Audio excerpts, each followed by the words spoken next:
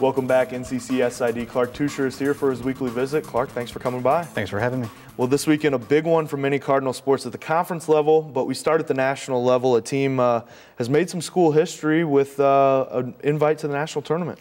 Yeah, we don't lead with women's golf on this show too much, but they certainly deserve it this week. They got their program's first ever bid to the national championships for a program that's not even that old. It's certainly a great accomplishment.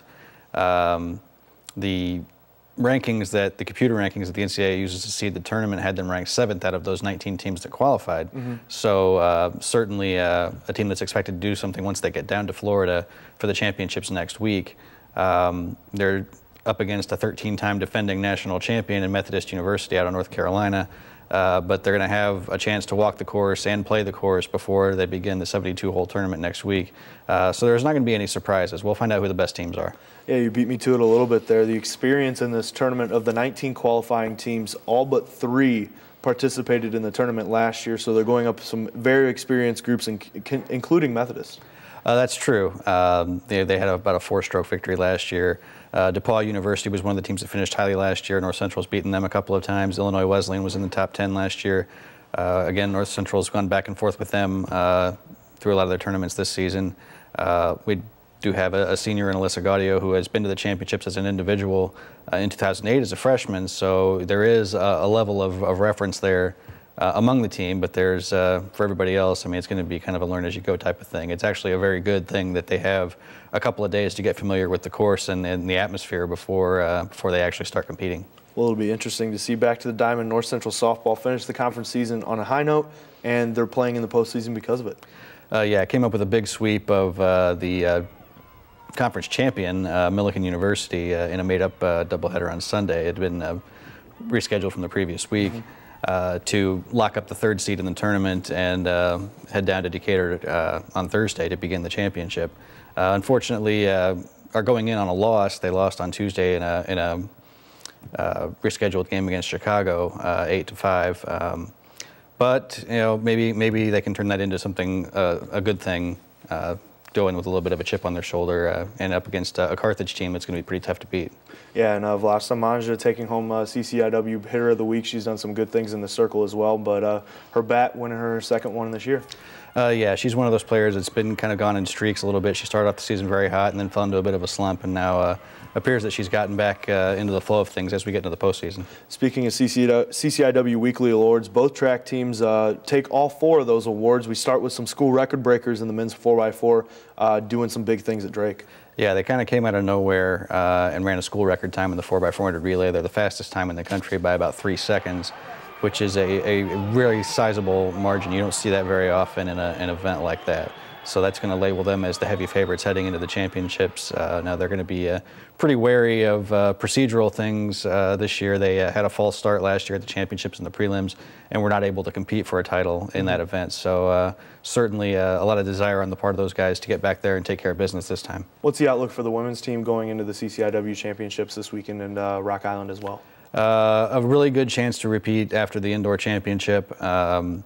You know, it lines up a little better for them outdoors than indoors. You know, you have events like the javelin throw and the additional distance events that North Central is very strong in.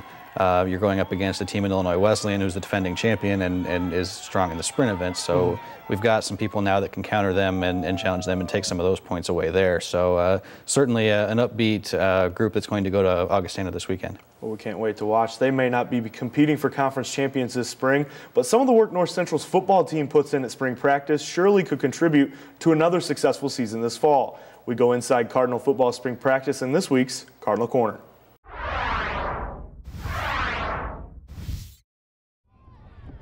North Central senior Nick Hicks decided to come back to play football in 2011, mostly because of how 2010 ended. We played with Whitewater. Everyone was here. People witnessed it.